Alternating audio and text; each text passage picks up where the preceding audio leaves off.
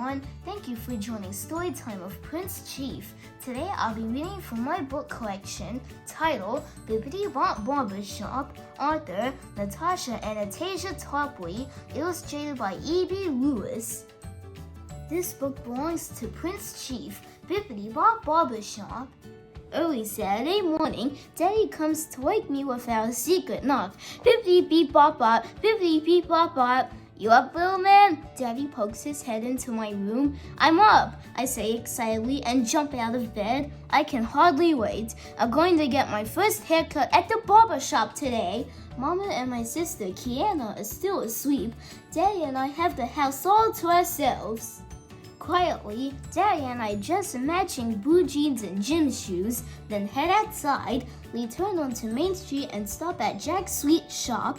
Daddy orders a gooey cinnamon roll and black coffee and a glazed donut and chocolate milk for me. Miles is getting his first haircut at the barbershop today. Daddy tells Mr. J. Is that so? Mr. J asks, leaning over the counter. I nod yes. This calls for a celebration. I'll make your milk a double. Mr. J pours chocolate milk into a tall cup.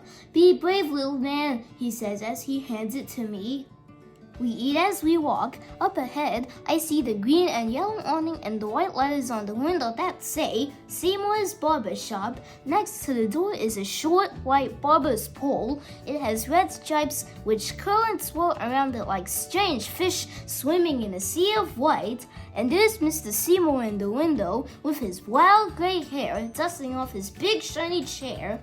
Mr. Seymour has been Daddy's barber since Daddy was a kid like me. Now he'll be my barber too. Inside, the shop is crowded. Daddy stops to whisper something to Mr. Seymour, and then we walk to the back of the shop to find a seat. Hey there, Charles. Hey there, little man. What's going on? People call out as we pass. First haircut? One of the men asks me. I nod yes. Nothing to it, he says. Just gotta be brave.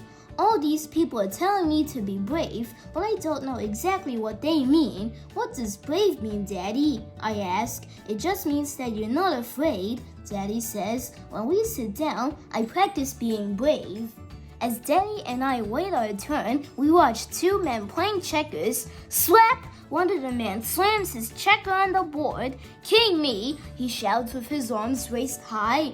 Another group of men is clustered around the television at the back of the shop watching a basketball game. Come on, man, shoot the ball. What are you waiting for? Pass it. Foul. That was a foul. The ref must be blind. Whew, that boy can fly. One man cheers with his favorite player finally makes a basket. Jazz music, loud voices, and laughter blend with the bzzz of clippers in the soft swish whisper of scissors skimming loose hairs from a freshly cut head. I look at the men in the row of chairs in front of me. I can see their faces in the long mirror that runs along an entire wall of the shop. The man in Mr. Seymour's chair is getting his head shaved. Take it all off, he says. A patch of sunlight gleams right on top of his bald head. Another man has long, thick dreadlocks. He's getting a shave with a straight razor. When he leans all the way back in the chair, his locks almost touch the floor. The next man is getting his hair cut low all around. The clippers go back and forth, dipping and gliding across his head, making smooth waves that ripple through his hair. In the last chair, there's a kid, a little older than me, getting his big curly afro trimmed, just a little off the sides, he says, but none of the styles I see look like me. After a while, Mr. Seymour points toward Daddy and me and calls my name. Me?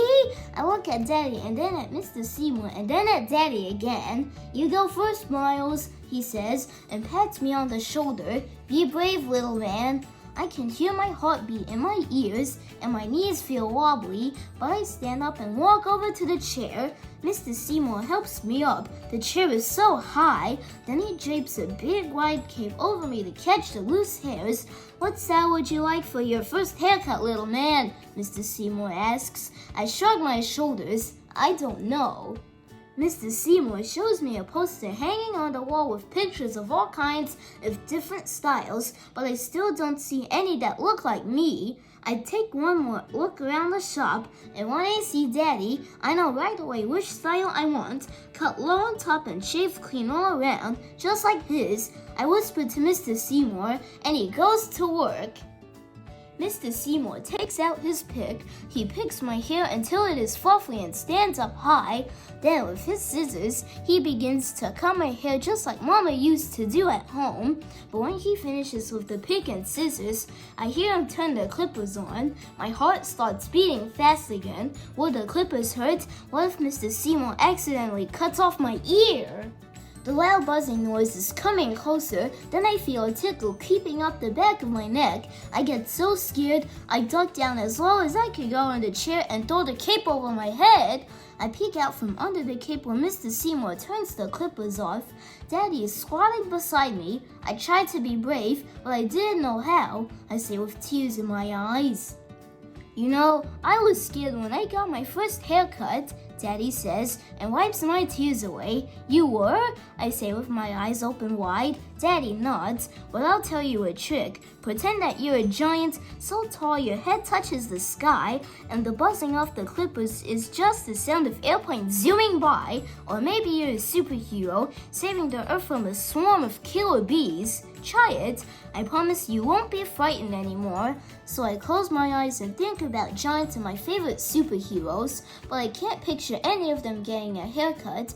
Then I remember watching Daddy getting his haircut with the way he sits up tall and closes his eyes halfway like he doesn't have a care in the world. I think about how brave Daddy is, and I get brave too. When Mr. Seymour turns the clippers back on, I imagine that I have Daddy's long legs and wide shoulders. I sit up straight like Daddy, though I still squeeze the arms of the chair tightly. And when Mr. Seymour is through, there's a brand new me staring back from the mirror. Mr. Seymour rubs a dab of a sweet-smelling blue aftershave on my face and the back of my neck. It feels like a cool breeze. Then he dips a brush in powder and gently sweeps it over my head and neck. Daddy takes a seat in Mr. Seymour's chair, and when Mr. Seymour asks him how he wants his hair, Daddy says that he wants a haircut just like mine. Daddy wants to look like me. When Mr. Seymour is finished, Daddy and I smile at each other in the mirror. You sure we're not twins? Daddy asks, raising one eyebrow.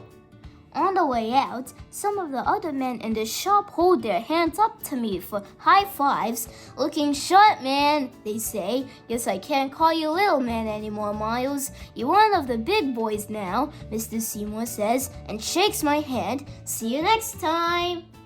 I hum a happy, proud song as we leave Mr. Seymour's shop. Bippity-bop, bippity-beep-bop-bop. Daddy picks up the tune. We walk to the rhythm of our music. Two cool cats, side by side.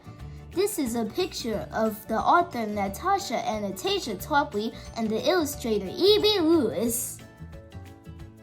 I hope you enjoyed this story, Bippity Bop Barbershop. Join me tomorrow for more story time of Prince Chief. Have a fantastic day. Goodbye.